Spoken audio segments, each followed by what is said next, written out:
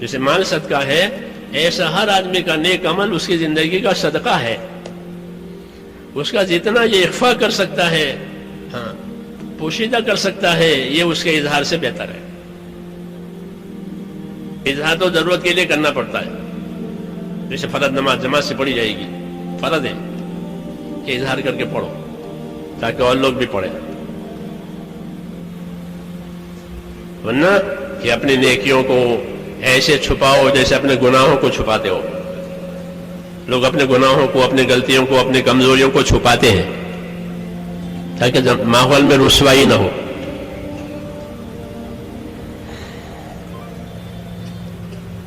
تو یہ کام صرف شوق پورا کرنے کا نہیں ہے، یہ تو ذمہ داری پورا کرنے کا کام ہے.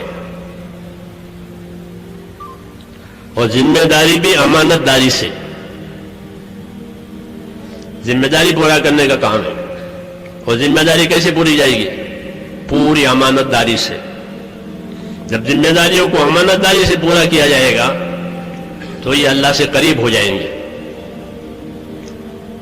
ان کی خدمت، ان کی اطاعت، ان کی قربانی وزندار ہو جائے گی.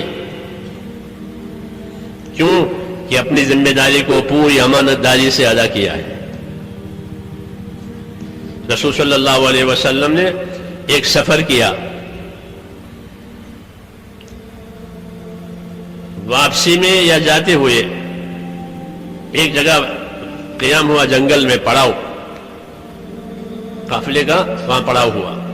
جگہ خطرے کی تھی، چاروں طرف ماحول خطرناک تھا، دشمنوں کا ماحول تھا. حضور صلی اللہ علیہ وسلم نے تقاضا رکھا کہ آج کی رات چوکیداری کون کرے گا؟ چوکیداری بھی ہمارے کام کا ایک حصہ ہے. جیسے آپ رات چوکیداری کرتے ہیں، سامانوں کی، مالوں کی، ہمارے ساتھی چوکیداری کرتے ہیں.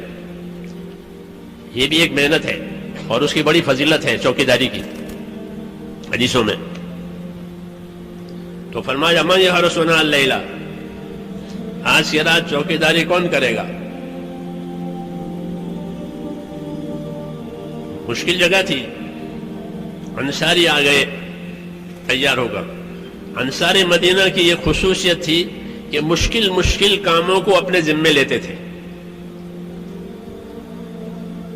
مشکل کام یہ نہیں کہ عزت کے کام، شہرت کے کام، آسان کام کہ نہ، جو کام کٹھن ہو وہ اس کو لیتے تھے. یہ ان کا مزاج تھا. یہ سماج دین کے کام کرنے والوں کے لیے سبق ہے. کٹھن کام اپنے ذمے لو، طبیعت اطاعت کی بنے گی اور کام ہو جائے گا. مشکل کام، اعزازی کام نہیں، یہ کام اعزازی نہیں ہے. حضور نے فرمایا انصار مدینہ کو میں جانتا ہوں کہ ان کا مزاج ہے. انصار سے کہا تمہارا مزاج ہے، میں تمہیں جانتا ہوں کہ تمہارا مزاج یہ ہے کہ تکثرون عند الفزع وتقلون عند الطمع. کہ کوئی کٹھن کام ہوتا ہے، مشکل معاملہ ہوتا ہے تو اس کو ادا کرنے کے لیے اور پورا کرنے کے لیے تم سب سمیٹ کر کے آ جاتے ہو کہ اس کے لیے ہم حاضر ہیں، بتائیے کیا کرانا ہے. یہ وفاداروں کی شان ہے، یہ شان وفاداروں کی ہے. ہاں کہ ہم وفادار ہیں. تو فرمایا کٹھن کام یہ اپنے ذمے لیتے ہیں، اور کوئی میٹھا معاملہ ہوا، ملائم معاملہ ہوا تو چھوڑ دیتے ہیں. یہ میٹھا معاملہ ہے، ملائم معاملہ ہے، کوئی اور کر لے گا. بحرین سے مال آیا، پوچھا کیا کرنا ہے اس کو؟ انصار نے عرض کیا کوئی بات نہیں ہے، مہاجرین کو دے دیجئے. ملائم معاملہ ہے، میٹھا معاملہ ہے، رقم آئی ہے تو کس کو دیں؟ مہاجرین کو دے دیں. اور خندق کھودنی ہے تو کہ اس کے لیے ہم ہیں. انصار کی جماعت 10 آدمیوں کی جماعت بنائی تھی خندق کھودنے کے لیے.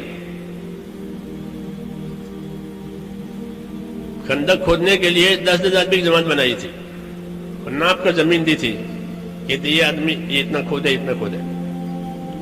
جو انصار کی جماعت کھودتی تھی، جو اپنے حصے کی جماعت وہ پورا کر چکی اور کھود لیا، تو اب کہ چلو کون سی جماعت ہے جن کا کام بھی پورا نہیں ہوا ہے ان کی مدد کریں گے، ان کا ہاتھ بٹائیں گے.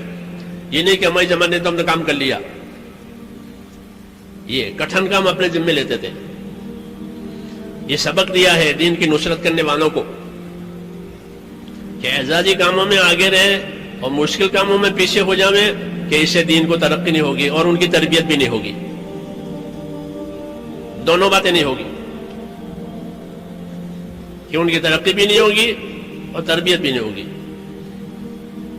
کیوں کہ سہولت سے کرتے ہیں, سہولت دیکھتے ہیں, سہولتیں کریں کہ ایسا نہیں, عزیمت سے کریں پھر اللہ کی مدد آئے گی. تو وہ میرا قصہ کہ حضور نے فرمایا آج کی رات چوکیداری کون کرے گا؟ تو انصاری آ گئے کہ جی میں کروں گا چوکیداری. فرمایا اچھی بات ہے, تم سوار ہو کر آؤ میرے پاس. تو پھر گھوڑے پر سوار ہو کر پھر حاضر ہوئے.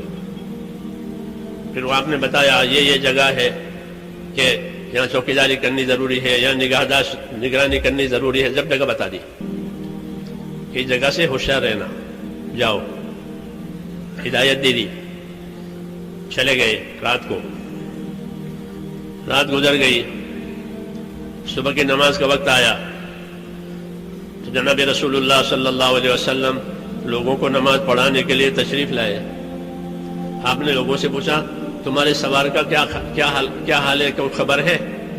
لوگوں نے عرض کیا ہمارے پاس تو ابھی ہمارے سوار کی کوئی خبر آئی نہیں ہے, بس وہ رات کو گئے ہیں. پھر آپ نے نماز پڑھائی. نماز سے فارغ ہونے کے بعد فرمایا کہ تمہارا سوار آنے ہی والا ہے.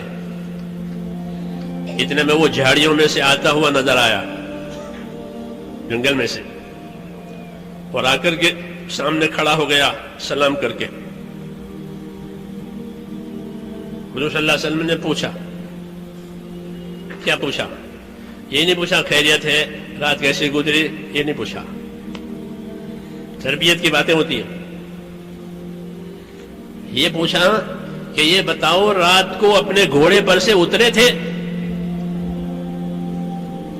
یہ پوچھا. حل نزل تھا, رات گھوڑے پر سے اترے تھے؟ عرض کیا بالکل نہیں اترا, ساری رات چکر دیتا رہا.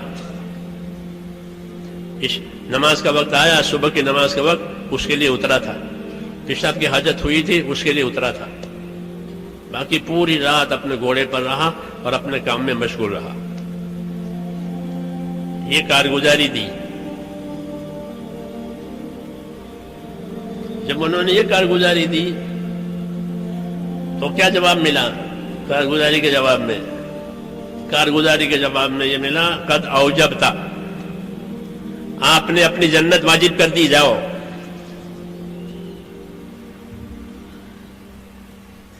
یہ مثال میں نے اس لیے عرض کی ہے کہ اپنے کام کو, ذمہ داری کو امانت داری سے کرنا. یہ پوری امانت داری سے کام کیا ہے.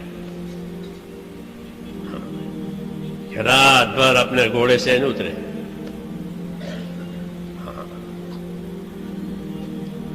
یہ عظمت کہلاتی ہے.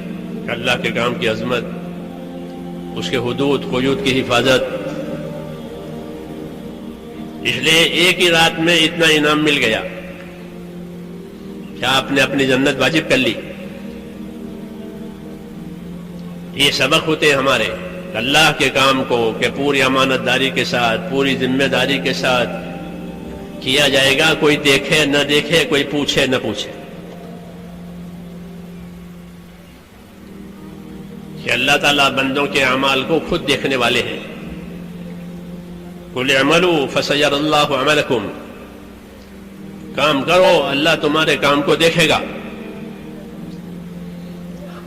حساب کتاب اللہ کے ہاتھ میں ہے. اس لیے اللہ تعالیٰ کا دین, کہ اللہ تعالیٰ کا دین امانت ہے. ایمان دیا ہے تاکہ اس امانت کو ایمانداری سے ادا کریں. اس لیے اللہ نے ہم کو ایمان کی دولت دی ہے کہ ایمان ہی ایسی چیز ہے جو امانت داری سے کام کرواوے. ایمان ہی ایسی چیز ہے جو اللہ سے ڈرا کے کام کرواوے.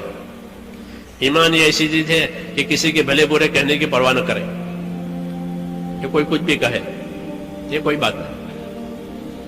میں تو اللہ کا کام کرنا ہے. اللہ